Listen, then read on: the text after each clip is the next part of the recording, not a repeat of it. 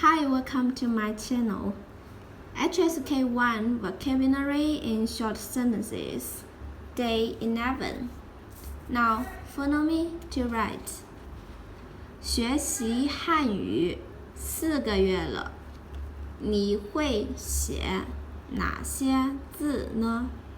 学习汉语4个月呢，你会写哪些字呢？本、下、住、在、前、天、再、见、少、点。学习汉语，学习汉语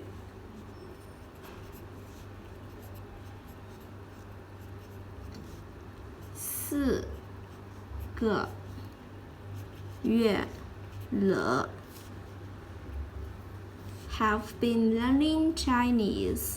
学习 study learning. 汉语 Chinese.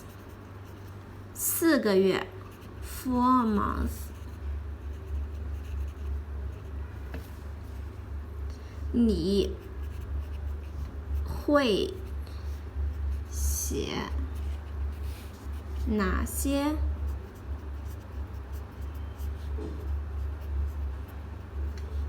字呢？你 you 会 can 写 write 哪些字 how many Chinese characters?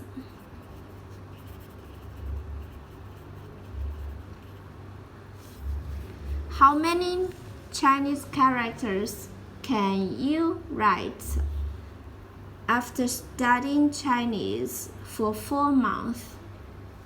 After learning Chinese for 4 months, how many Chinese characters can you write? 本、下、住、在、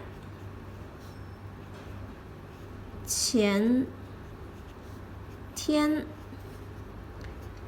再、见、少、点。学习汉语4个月了，你会写哪些字呢？ How many Chinese characters can you write after learning Chinese for 4 months? 本、下、住、在、前、天、再、见、少、点。学习汉语4个月呢，你会写哪些字呢？ How many Chinese characters can you write after learning Chinese for 4 months? Okay, that's all for today. If you like this video, please 点赞、订阅、分享，谢谢。Thanks for watching. Have a nice day. Goodbye.